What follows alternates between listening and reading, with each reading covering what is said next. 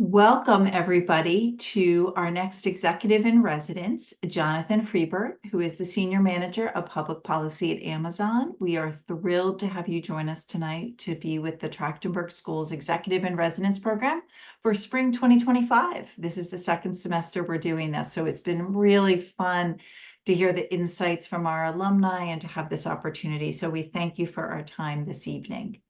This first section will be recorded, so I have some questions for you. And the first thing we've just wanted to talk a little bit about is just have you spend a couple minutes talking about your current work in your career path. You and I were just talking a little bit about how you never expected to be where you are today. So would love to hear a little bit more about that. Yeah, so thank you, and thanks for having me. Really glad to be here. So I have spent 25 years primarily in the private sector, although I started my career in political campaigns and in the public sector. Most of my career has been working, I would say, at the intersection of the private sector and public sector, working on public policy issues for various businesses. I started within the private sector at PepsiCo, spent most of my career at Microsoft, and now I work at Amazon. And as part of my role at Amazon, I work with our small business selling partners, so brands that sell within the Amazon store. I work with them to share their story with policymakers, talk about their businesses, talk about policy issues that are important to both their company and to Amazon. So I get to work with entrepreneurs across the country, and I really love, that part of my job. Really get to meet with and work with, men and women that have started businesses, growing their businesses, and employing people across the U.S. Fantastic. Well, we're going to dig a little bit more into how you ended up there, as you said, and kind of a little bit more with this next question. So, what have been the most pivotal moments in your career, and how did they shape your leadership? Yeah. So I think I would start by saying having an open mindset and really, exploring new opportunities. So as Denise and I were talking about before we started, I never thought I would spend most of my career in the private sector. In fact, in companies, large companies that primarily are in the tech sector. I also have spent most of my career working on what's called competition policy issues or antitrust issues. Never thought that would be something that I would do.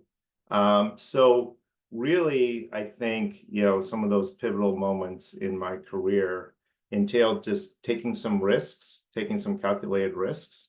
So when I went to Microsoft, I had, number one, never been to or lived in Seattle before. Moved a young family out there, but really it was to explore an opportunity in the tech sector that seemed interesting to me. So that was something that, was a pivotal moment to take a chance to join a company that, in a sector I didn't know a lot about. And then, conversely, when I left Amazon, I took another risk. In that I joined a Chinese e-commerce company called JD.com. Not a lot of people have heard about it, but it was an opportunity where I got to, really start something here in the US for this company. Well, that didn't work out for a number of reasons. And, I thought, I made a real big career mistake. But it turned out that if I didn't take that chance leaving Microsoft, I would not have ended up at Amazon. Amazon, learned about the work that I did at Microsoft, wanted to hire me because of that. So I would say, having that open mindset, being flexible, taking risks are things that have served me well in my career.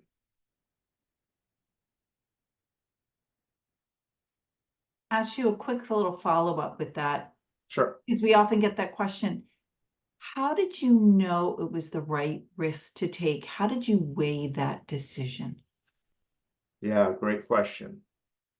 So,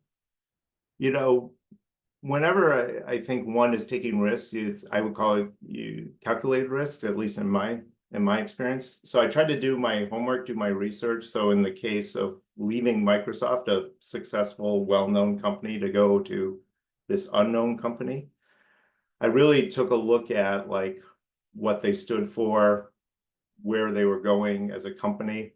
And again, I thought I understood what they were going to be focused on and why they wanted to hire me for the US. It turns out, again, there were some unanticipated things that happened that led to this company deciding to close a Washington, D.C. office that I opened only a year earlier.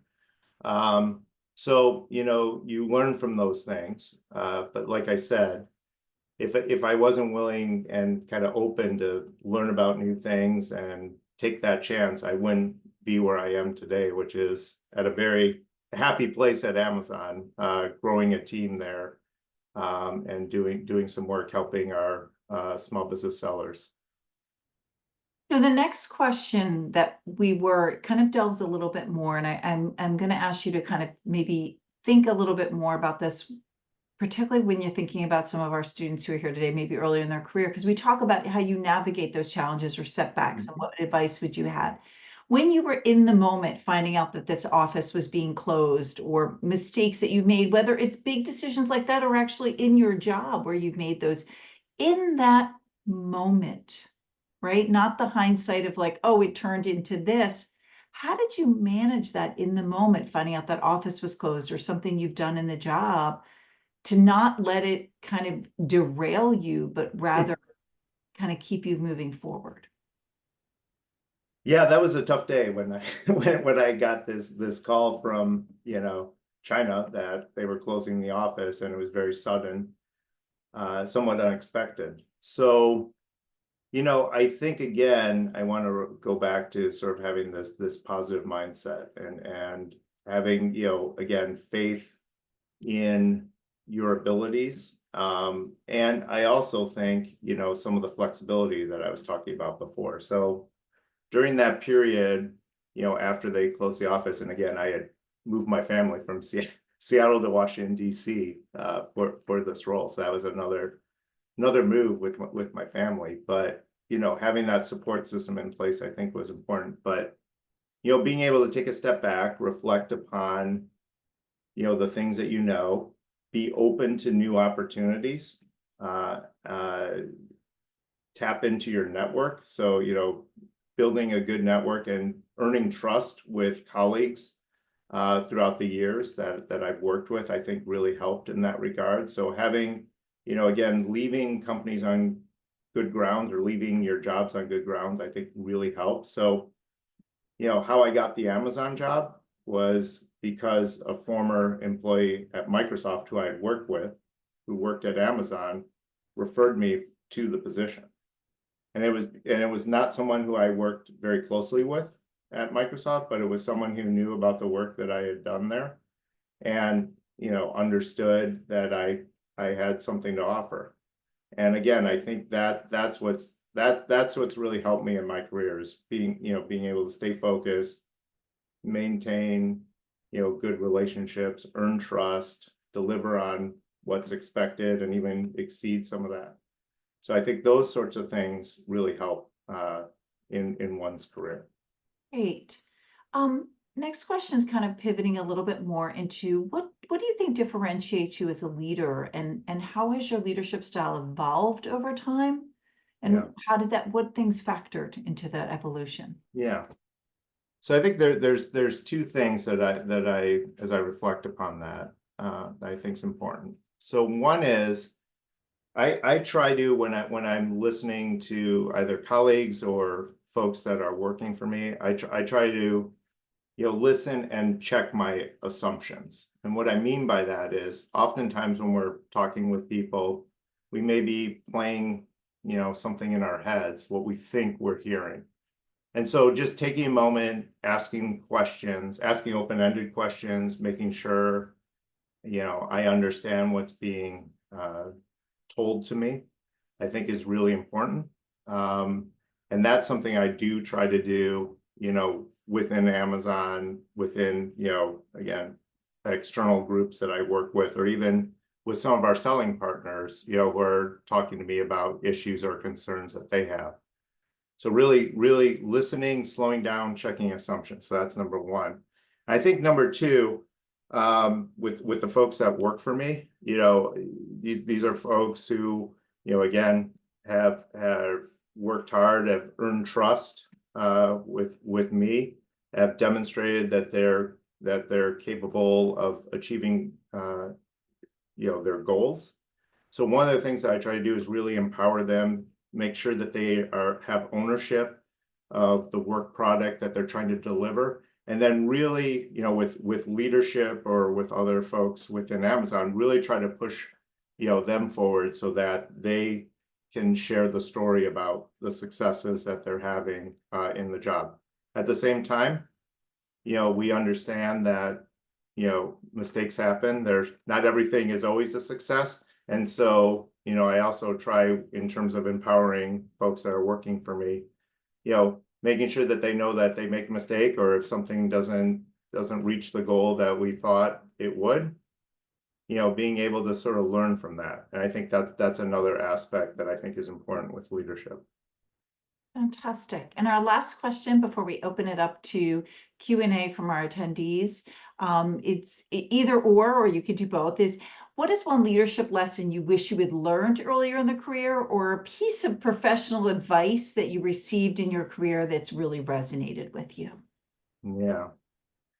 I'll go back to something that I said about checking assumptions, because I think earlier in my career I would jump to conclusions based on assumptions that I may have had, or not understanding the full picture, trying to move, sometimes too quickly. I had a manager once, so this is kind of in the professional advice, like advised me not to chase, quote unquote, the shiny object. Like, what's that new thing? What's that new thing that maybe looks interesting to you? So I think, what I've learned from that is really, to have goals, to stay focused on attaining those goals, to have flexibility, again, in terms of how to reach those goals, or if there's new opportunities that are coming forward, be open to hearing about those opportunities without losing focus of what you're trying to achieve. So those are the sorts of things that I think it's taken me, 25 plus years of my career to really learn and appreciate. And I guess that the last thing I would say is, learning continues. Like, I think, I'm really lucky to, work at an organization, work at a company with really talented, smart people that I can rely on. So I know I don't have all the answers. And so just having colleagues around you, again, that you trust, that you can talk with, that you can spitball ideas with, but that that you can deliver, for our sellers, on the important issues. I think that's really meaningful to me. So that's something that I think is important. Fantastic. Well, thank you, Jonathan. We really appreciate your time and your insights for this initial executive in residence meet and greet. I am going to stop the recording and we're going to open it up to questions.